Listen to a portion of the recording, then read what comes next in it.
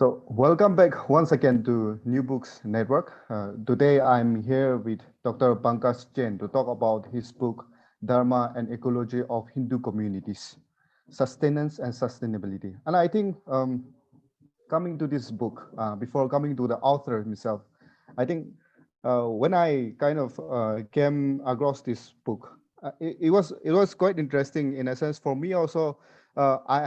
I'm trying to look at the Hindu communities. I mean, even though my research work is on Christianity and animism and all, I'm also trying to understand the Hindu communities as such. So I think this is a opportunity for me also to kind of try to reflect on the Hindu communities and try to understand the very aspects of the Hindu community, so that it will be a help for me in the days to come as I pursue my work also. So I think the work itself, in terms of trying to understand environment from the Hindu philosophical perspective and also religious perspective, is something which is quite interesting in that sense, because the book also talks about different communities and how we can use dharma and how this can be used as a way of trying to portray the Hindu way of trying to understand the environment, which might be a different way from how some other traditions might understand it. So I think that is a very interesting way of trying to put things and then also portray certain ideas of how the environment can be understood from a Hindu perspective. So I think let's just straight away go into the book itself. And before coming into the book, I think I would like to the author to tell us something about yourself. So tell us something about yourself. Yeah, Dr. Pankaj. I'm here, if you see my background, I'm here at the Flame University in Pune area, just outskirts of Pune, where there is Department of Humanities and Languages, which I head. I'm the head of the department. I also chair the India Center, in which I've been running a series of webinars on covering various Indian facets, music and films and cultures, religions, languages, Ayurveda, yogas, and other different aspects of Indian civilization. Before joining Flame, I was in the US for 25 years. I got my MA and PhD in religious studies at University of Iowa and Columbia University. And then I was a tenured professor at the University of North Texas in Dallas area. And now I'm back in India, back in my motherland where I was born. Yes. Before going to US, I had BE Computer Science from Karnataka University, and I'm back in India. Yeah, I think I mean, you explain it in a very short way, but I think that's quite a journey, right? Long journey of going to different disciplines and now coming back to India. But that's quite interesting. So tell me something about this book, Dharma and Ecology of Hindu Communities. I mean, how did you come about developing an idea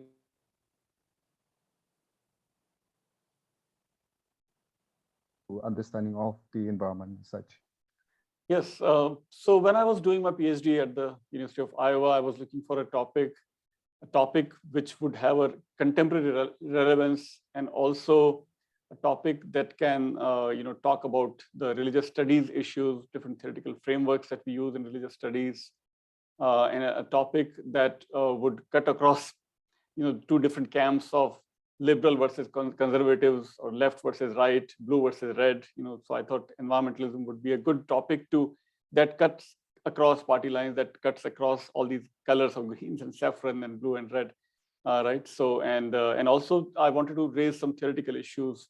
So the title of my dissertation and my book is Dharma and Ecology, not religion and ecology, which is one of the key terms, or one of the disciplines in religious studies. But very consciously, I chose to title my work as Dharma and Ecology, because Dharma is what defines many aspects of Indian culture, not religion, in my humble view. And many other people, many other senior scholars have also raised these issues. Asad Talal, right, and Bal Gangadhar in Belgium, and many other scholars have raised this issue that religion as such does more injustice to non-Western world, such as in India, rather than so that term, or that notion of religion, should be avoided when we study or write about non-Western culture such as India. So that all those issues I raise in my work. Yeah. So, yeah, and that's quite interesting trajectory of coming to kind of work on a topic like this. And so, coming to the contents of the chapter itself, and there are 8 chapters, including the introduction and conclusion. And I think so, I mean, coming to the preliminary aspects of trying to understand the aspect of dharma and the Hindu understanding of ecology or environment as such. So, coming to the chapter 2, I mean, where you lay some theoretical framework. So, what are some of the theoretical propositions that are there that when you were working on it, right, that were running around, and Mhm. what were some of the theoretical propositions that you found was helpful, and also some of the positions that you found were not very helpful in trying to understand Mhm. your work as such? Yeah. Right. So before I started working on my research, I was aware of the contempt. I had to do literature review, systematic literature review of the existing literature, and I found edited volume by Lance Nelson in which he has raised issues that because Hinduism and even Jainism, Buddhism have these renunciatory impetus in their philosophy, in their theology, that world is just an illusion. So if world is an illusion, then nature is also illusion. Nature does not value. Nature is devalued in Hindu thought, Buddhist thought, and Jain thought because of the renunciation aspects. If that is the case, and if world is just an illusion, then if nature is really getting degraded and environment is getting polluted, Hindus, Buddhists, and Jains would not care at all, and they wouldn't care, and they shouldn't care because nature is just an illusion. So that was the one major challenge to the any possibility of Hindu view towards ecology. That was already a major challenge by people like scholars like Lance Nelson in California. That was one major thing that I responded in my writing. And other models were what is called as devotional model, in which uh, the devotional aspects of Hindu tradition are highlighted, such as that Earth is a goddess, mother goddess. So Hindus, because they are devoted towards Mother Earth, Mother Nature, cow, and many other stones and reptiles and animals and birds, saving or revering nature is part of being Hindu. So that devotional aspect can be very helpful in raising environmental awareness among Hindus. Other aspect or other model of environmentalism coming from India was what is called as renunciatory model, in which because of the renunciation zeal in Hinduism, Buddhism, Jainism, instead of different from Lance Nelson, other scholars such as Chris Chappell have propounded that because of renunciation, the idea of possession, idea of consumption is much less in Hindu, Buddhist, and Jain tradition, because already the idea is to renounce everything.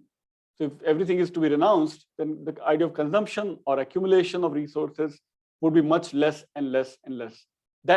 So in my view, I think that would really apply to Jain and Buddhist views, because they really highlight renunciation much more than Hindu tradition, because Hindu tradition celebrates grihasthashram, the householder part of the life, in which you don't have to renounce prematurely. Until 75, you can live with family, and you are supposed to be living in the society, but not of society. You don't have to become worldly, but you can still remain part of the world. So that is the Hindu view. So Hindu view or Hindu philosophy should be differentiated from Jain or Buddhist philosophy. That was, in my view, that was necessary, and that's what I differentiate. Don't have to club everything. Don't have to interpret Hindu tradition, which highlights or celebrates grihasthashram or householder life. That is the main impetus in Hindu tradition, not the sannyas ashram, which is the main focus in Jain and Buddhist tradition. So those are the two models: devotional model and renunciation model, to try to understand these environmental aspects within Hindu and Indian culture at large. And then there was the challenge by Lance Nelson that needed to be responded. So that all is in that second chapter. Yeah, and I think I've also heard a lot about this view of looking at the reality as something which is illusion, right? So illusion. That's why saying that Hindu communities and all do not care about environment and all. So where does this idea comes from, and how does it connect to Hinduism, or where does it diverge in that sense? Yeah. The idea of illusion, are you asking? Or Yeah, the idea of illusion. Yeah. okay, that is I think, most famous statement about illusion comes from Adi Shankaracharya, almost 1,000 years from present time. He was a major philosopher, theologian, whatever word we can use, but he was born in Kerala, and he defeated in intellectual debates Buddhist and Jain theologians and philosopher. And at least the legend is that he traveled across India and established 4 major centers to propagate Hindu philosophy, Hindu ideas, from Dwarka in the west, Puri in the east, in Odisha, present-day Odisha, and Badrinath, near Badrinath Joshimath in Uttarakhand, and in Sringeri in Karnataka area. That there are the 4 mutts that were established. So the idea is that even though he did all this work, and he traveled across India, he did his best to propagate Hindu philosophy, intellectually defeated Buddhist and Jain philosophers. Yet there is a stereotype about Adi Shankaracharya that because he made this statement that Brahma Satyam Jagat Mithya, that only the Brahm, that is transcendental reality, only that is reality, only that is the true reality. Jagat Mithya means the world is illusion. That was one statement that we find in his writings. But I think to be really fair to Shankaracharya, we have to look at his work, and especially how Hindus have interpreted his life in general. Because from Hindu perspective, Shankara was not just a renunciatory person. He was not just a sannyasi. He was not just a monk who was sitting in some cave in Himalaya, but he was traveling across India. He did his best. He made a great contribution to really revive Hindu philosophy, Hindu way of life in a major way. And because of his efforts, at least partly, Buddhism had to eventually, weakening of Buddhism definitely was fueled by the efforts or activism by Adi Shankaracharya. That's the Hindu view of the history of that time. So that's all that is covered by that illusion. That's really quite interesting, because I come from a Christian tradition, and when in Christian tradition, in the layman terms, when you talk about the Hindu communities in terms of how they understand reality, then they say that okay, it's an illusion, something like that, right? They understand reality as an illusion and all. And I mean that's what the in the normal conversation and all goes around. And I think the way you have spelled it out of from where it is come from and how people have interpreted it, I think that really clarifies this very notion of trying to understand a reality in a very different way and from a very different lens. So I think that's quite very helpful. So here in the book, most importantly, you talk about a movement, a community, and also you talk about the fields. So these are some 3 important aspects that you kind of try to delve in and talk about. So coming to the first one, and I think I don't know if I'm pronouncing this one right, but Swadhyaya movement. So coming to this movement. So what really is this Swadhyaya movement? So first of all, Swadhyaya literally means simply self-study.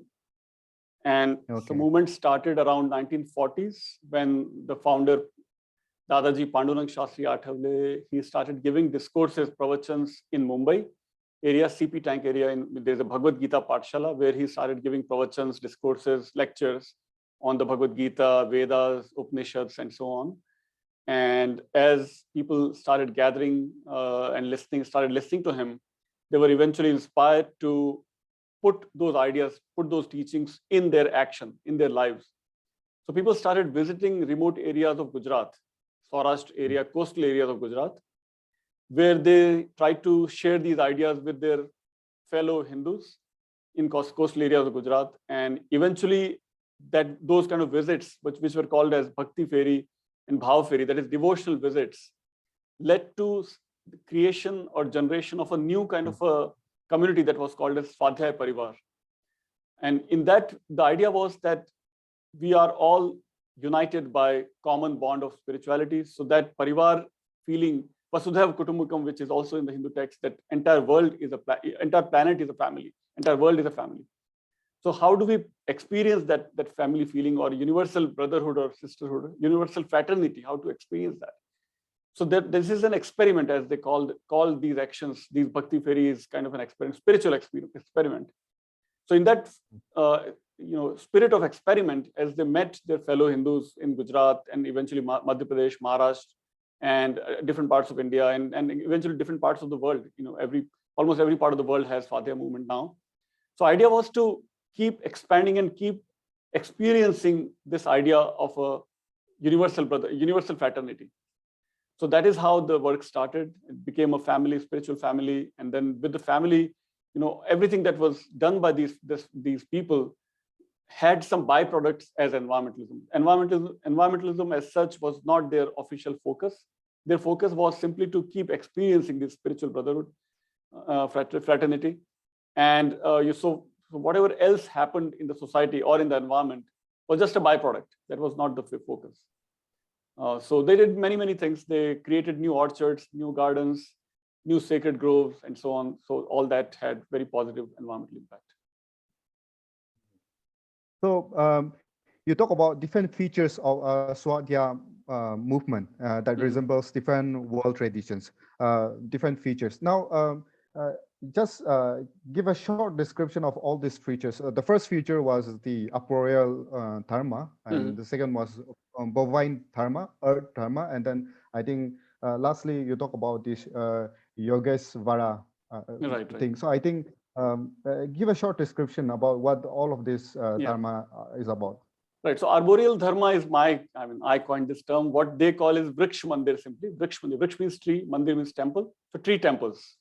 So they created around more than 24 tree temples in different districts of Gujarat, where the entire village would come together, buy a piece of land, plant some fruit trees, and whatever income comes out of those fruits is sold in the market, and whatever money comes is treated as a divine blessing from divinity. That money is used very consciously, very carefully to help needy people in their particular local village. So that was an example of Arboreal Dharma. Arboreal means botanical Dharma, kind of. Then there is Yogeshwar Krishi, which is spiritual farming. And the idea is again similar. Whatever grain you're raising, growing, paddy or whatever, wheat or whatever. And again, whatever profit comes out of that farming is again treated like a spiritual blessing. That's how the entire village gets benefit. And similarly, cattle or Goras or cattle worship, in which whatever dairy products are sold are the spiritual property of the entire village. So these are the examples. So then ocean worship is another example. Samudra Puja, ocean worship, and on and on. So they created these experiments. They don't call it project or they are not charity work, but they are all again to express their gratitude, their experience the divinity, experience the reverence for trees, reverence for cattle, reverence for ocean, reverence for Mother Earth, reverence for Mother Nature. In that effort to express their reverence for nature, if a byproduct, if the trees are being planted or farming is done in a more better way, or cattle are being treated in a better way, these are all just byproducts. They are helpful for the environment, but that's not the real focus of their work. That's what they always clarified, that we are not environmentalists, we are simply devotees of Krishna, devotees of maybe different Hindu gods and goddesses, but they're not environmentalists. That's what their emphasis was always, and is always still. Yeah. This gives a so that is the description of all this arboreal, bovine, and the art Dharma, right? That is how it is portrayed. Yeah, and that's really interesting. And so coming to the fourth chapter, I think this is where you talk about the Bishnoi community. So who are these Bishnois, and what is this community? Yeah. Right. So Bishnoi people came into the news first time. They caught attention of many people in India that time in the 90s, when there was a Hindi film being made in the shooting was happening in Rajasthan, my home state, by the way, and not too far from where I was born. This film was being shot in Jodhpur, Pali region, and Salman Khan, Saif Ali Khan, Tabbu, and Neelam, these actors and actresses, the film actors and actors, they were involved in film shooting. In one of the breaks, I guess shooting breaks, they wanted to have some leisure activities, entertainment, whatever they were trying to do. So they rushed to a Bishnoi village. They went to a Bishnoi village called Kankani area, where Bishnoi people live, and that's where black bucks can also be found. because Bishnois have made sure that no hunters or poachers were ever allowed to hunt these animals, or even green trees were not allowed to cut by any outsiders in the Bishnoi villages. So Salman Khan and his colleagues, his friends, when they come and when they go to this village, and when Salman shoots a black buck, so Bishnoi people rush to the spot. Salman is caught, given to the police, and the court case has been running for many decades now. So that's when Bishnois first came into the picture. But very little was known, especially in English language, of Bishnoi culture, Bishnoi history, Bishnoi rituals, who these Bishnois are, what's the meaning of the word Bishnoi. So all that I traced, being native of that region, I could connect with Bishnoi people very easily. I could understand their language, Rajasthani. So I translated their entire sacred text from Rajasthani Hindi to English. I collected all the ritual details. I added all the ritual details also in my book. All the different examples of their environmentalism. Salman Khan is just tip of the iceberg. They have been doing these things. They've been stopping hunters and poachers. They've been catching hunters and poachers for decades, even centuries. So they have a long history of 500 years. And Swadhyay Parivar is almost just 1 century. But Bishnoi people have their history of 5 centuries. And so I go all the way to the origin of Bishnois, how they started. What's the meaning of the word Bishnoi? Bishnoi means 20 and 9. They have 29 rules by which they live their entire life. Guru Jambeshwar, their founder, was born also in the desert region of Rajasthan. And when there was no rain for many years, he has some kind of a mystical experience, and he comes out with these 29 rules in which he asks his followers to make sure that no green tree is cut, no meat is consumed by Bishnois. So vegetarianism was highly promoted 500 years back by the Bishnoi founder, Guru Jambeshwar. Daily hygiene was to be practiced. Daily shower has to be taken by all Bishnois. So all those very interesting rules he formulated. That became the foundation for Bishnoi Dharma, Bishnoi culture, Bishnoi community. So I go to the different villages. I went to different villages of Rajasthan, and I traced their history and their environmentalism, their culture, their rituals. So all that becomes part of the chapter on Bishnois. Well, yeah, and I think in this chapter you brought out the aspect of dharmic environmentalism among the Bishnois in the history, and also about dharmic sanctuaries.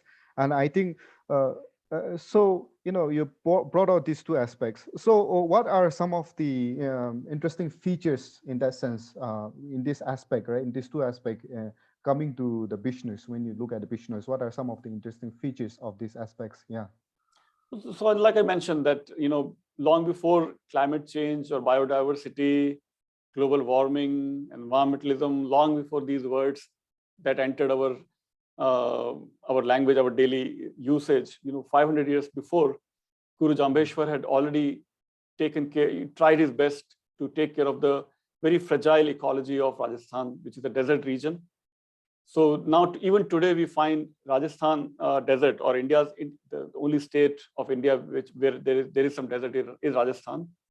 But Rajasthan remains the most densely populated desert in the world in terms of flora and fauna and humans.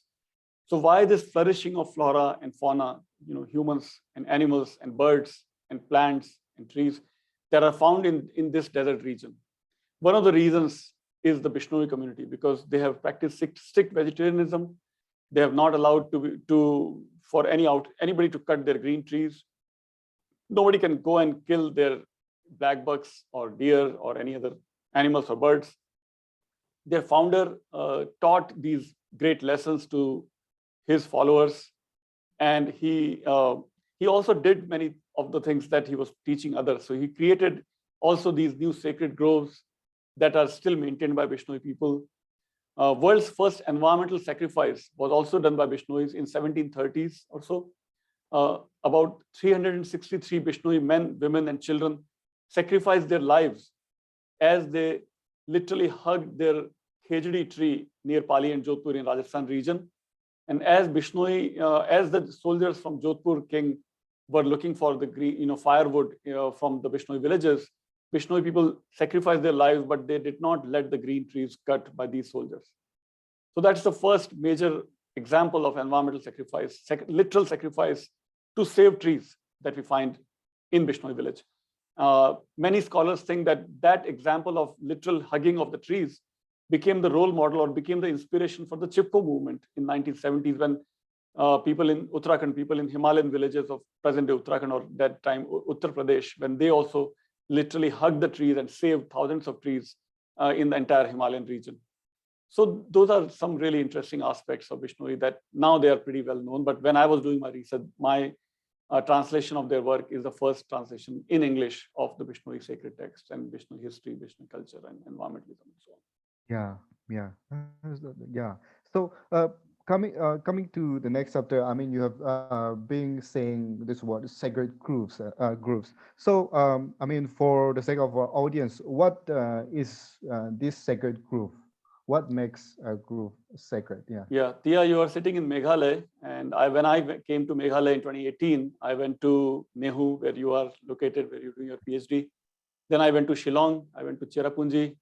Just on the outskirts of Shillong, there is a major sacred grove, which is maintained by local tribes. And all it means is nothing can be cut, not even a leaf can be taken out of that sacred grove. Sacred means reverential, revered. Grove means bunch of trees or group or a part of a forest. So any part of the forest where not a single leaf, not a single piece of that tree, any tree can be taken out, that is called sacred, because the entire patch of that forest is sacred for the local communities.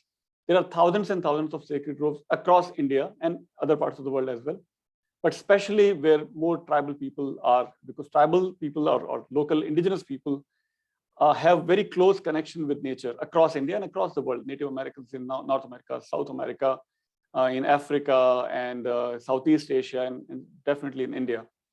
So sacred groves were newly created by Swadhyay Parivar, like I mentioned earlier, Bishnoi people by Guru Jambeshwar, and by Bhil community, which is my next chapter.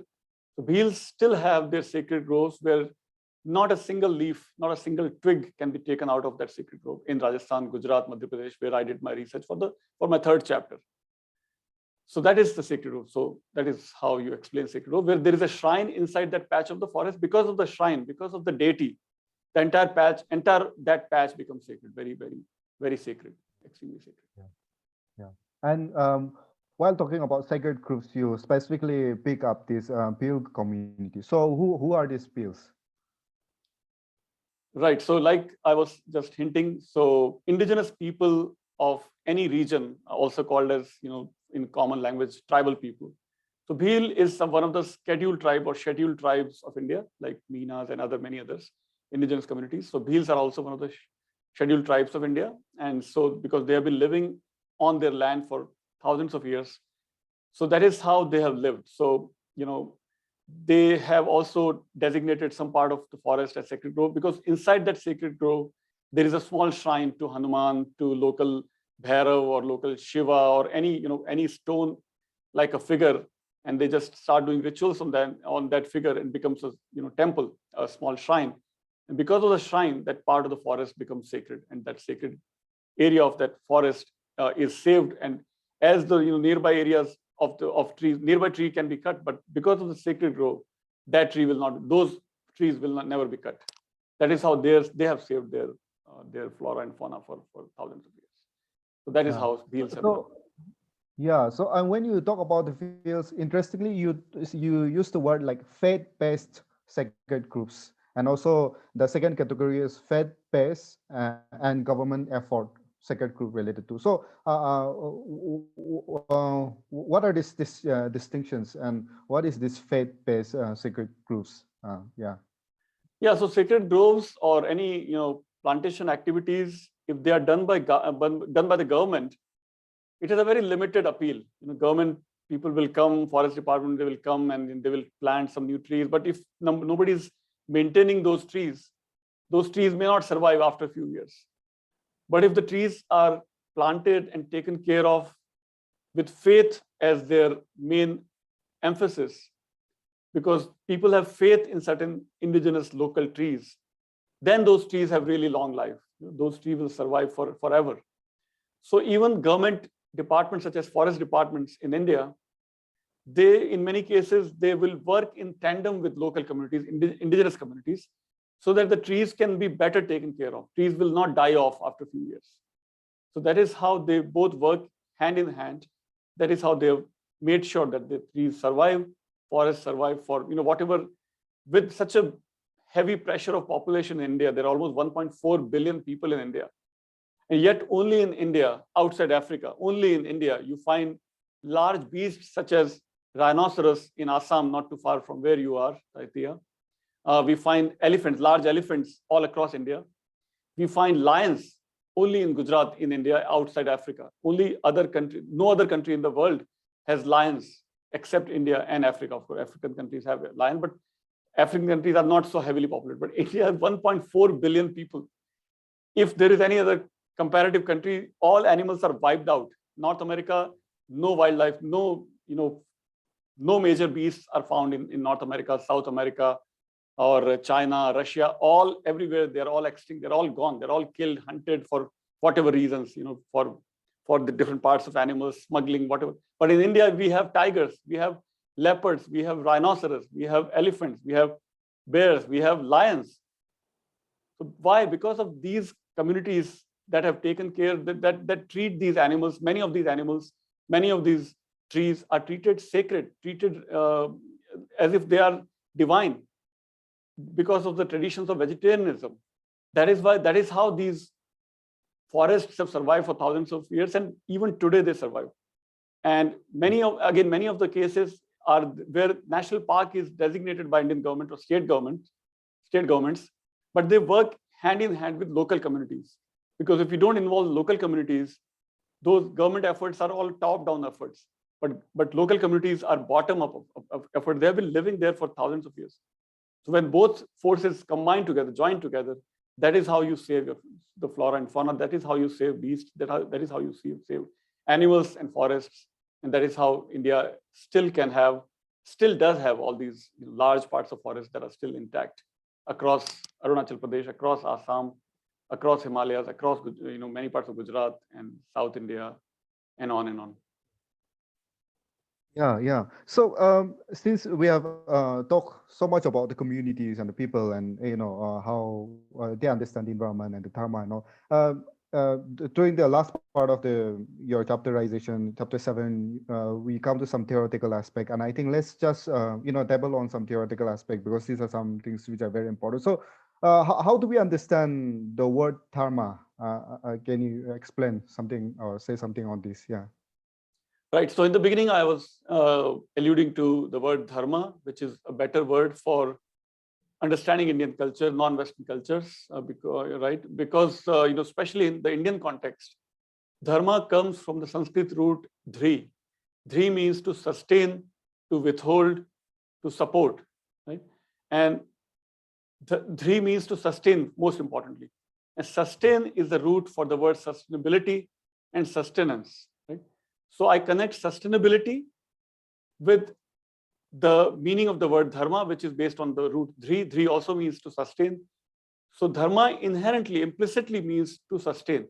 Dharma is the force that sustains the universe, that sustains the entire human society, the animal kingdom, the entire planet, the entire cosmos, all the universal forces, seasons, everything is sustained by in the Vedas, there was a word called rhythm. Rhythm, which can be translated as cosmic rhythm. So rhythm maintains the cosmic rhythm. And then eventually rhythm was replaced by dharma in the Rig Veda itself. Dharma has the same connotations of that cosmic rhythm. Dharma is also, as I explained, dharma has this root of the word sustain, to sustain. So dharma is the idea that all these communities are based on. Vishnuis, Swadhyayis, and Bhils. And the way they treat their flora and fauna is not as environmentalists. They're just expressing their life. Their life principles are around these ideas of treating everything as sacred, not harming others, and following the rules of nature. Based on these dharmic cosmic rhythms, their flora and fauna are sustained for thousands of years. That is what I show in my book. That is how I show. And so you talk about the distinction between dharma and religion, and so how do you distinguish this? Yeah. Right. So religion word comes with the root of religio, which comes from Abrahamic notions of having a sacred scripture, a prophet or a messiah, and trying to organize a community around a scripture or around a prophet or a messiah. Non-Western cultures are not necessarily based on those notions. There is no founder, there is no one scripture, there is no one messiah or prophet. So the idea is not to organize the community around on one particular day, such as Sunday or Friday, but the idea is to live according to the principles of nature, to live by treating every particle of the universe as divine. That is the idea of Buddhism, when Buddhism talks about jewel net of Indra, which means the entire cosmos is a jewel net of Indra. Every particle is a reflection of all the other infinite particles of the universe. So every particle has this reflection of the Buddhahood, of Buddha nature, which means every particle becomes divine in jewel net of Indra in Buddhism. Similarly, in Hinduism, Brahman pervades every particle of the universe. So everything becomes divine. Every being becomes divine in Hinduism. Similarly, in Jainism, because everything has soul, even air, fire, earth, and water has soul in Jainism. So every being has the right to survive, to flourish, not just survive, not just to sustain, but to thrive. Every being has inherent right, privilege, and duty to survive and thrive and flourish in all these three traditions, because all three are based on the dharmic ideas of universality of spirituality, universality of Atman, Brahman, Buddhahood. That is the idea of Brahman, where there is no separation between God and humans or nature, animals or humans, nature or culture. All those boundaries and barriers automatically dissolve when the ideas of universality of Dharma, Brahman, Buddha, and Atma are applied in Buddhism, Hinduism, and Jainism. That is the idea. That is how Dharma is different from the idea of religion. Yeah, and when talking about the environment, you have also often taken the example of Christianity, in that sense of how, in terms of Christianity, how their idea of trying to understand the environment have also developed. So coming to the idea of Dharma and trying to understand the environment from the perspective of Dharma for Hindu communities, I mean, what do you think is the difference between how Christians try to understand it and how the Dharmic view try to understand the environment? Yeah. Right. Christianity also has a great example of Saint Nicholas of Pusa, Saint Nicholas, who was also, was able to talk to animals and birds. And so there are some, exceptional examples even in Christianity where some saints have talked to animals and birds and very animal friendly. And in recent times, Christianity is also being, there is a major focus, especially in the US, and even the Pope, the current Pope in Rome has given these new guidelines of even a new environmental destruction is also one of the sins, according to the Pope in Catholicism. So Christianity is also trying to reinterpret itself and trying to become more and more environmental friendly, and even many churches have given these new guidelines to take care of the environment. And something which is we find more and more in common with what has been already happening in the Hindu text for thousands of years. In Ramayana and Mahabharata, entire episodes, entire text is woven around forests. Main heroes, main protagonists, Pandavas and Ram and Lakshman and Sita, they're always roaming around in the forests. Entire life is woven around the forests. So that is how we, in Vedas and Upanishads, many rituals are around trees, stones, animals, birds in Hinduism, Buddhism, and Jainism, of course, because of non-violence, also treats every particle as, very, very carefully and very respectfully. So those things are also happening now in Christianity as the reinterpretation is going on, as they call it constructive theology. So they are trying to reconstruct theology in the new light of environmentalism. So that is how it is also happening in Christianity now.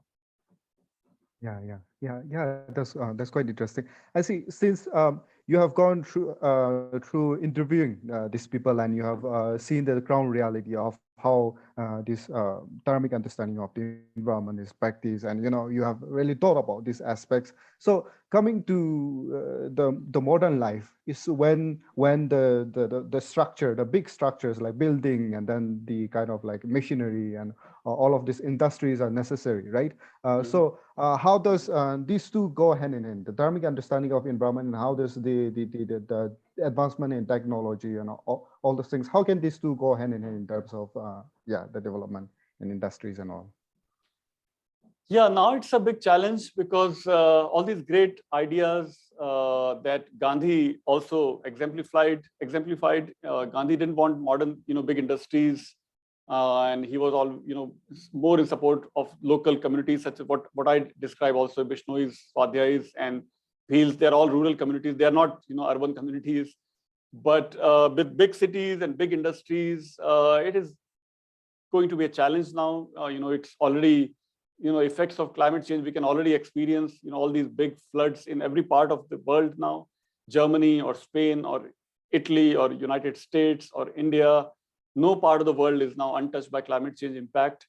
So it's a bit too late now for us to think of dharmic ideas, because these communities have been doing these things for thousands of years in the case of Bhil community, hundreds of years in the case of Bishnoi community, and many decades now by Swadhyay. But these are all now, small kind of role models. If we listen to these communities, if we listen to Gandhi, we could have avoided climate change impact. Now all we can do is mitigate the effects of climate change. We have to really save the society, whatever society is left now. We have to just try to save it now.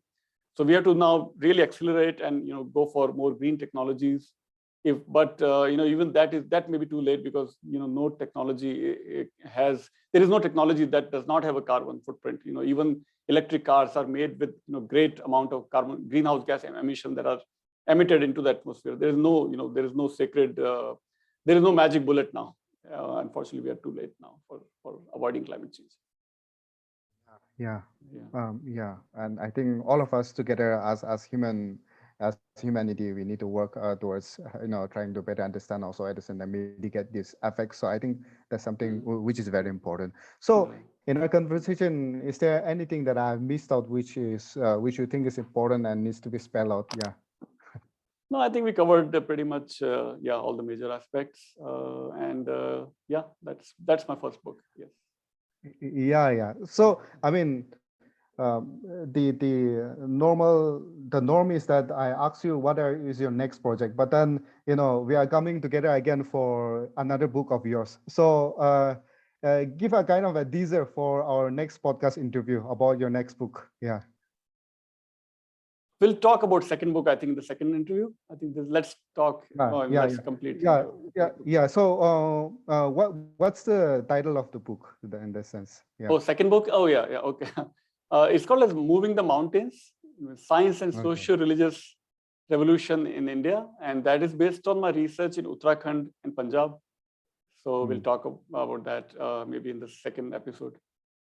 Yeah, I think that'll be very exciting. We'll be talking about the scientific aspect, right? Yes, sure. So yeah, that will be very interesting. So I think I'm also eagerly waiting for the next podcast, because let me say something about this podcast itself and for the listeners also. Since for me, since my research work and my tradition has been from Christianity, and my research work now, I'm into trying to understand Christianity and animism in the Northeast, the place I'm from and all. And I haven't really gone much into the Hindu communities and their texts and all. So I think for me, I think the conversation here is a very good learning. It has been a really good learning experience in that sense, because at least I'm talking with someone who has really gone into text and who have understood the communities, and brings example from the first-hand research work. So I think it's a very good starting point for any listeners to really pick up the book, and also kind of where this conversation and the book can go hand in hand in trying to understand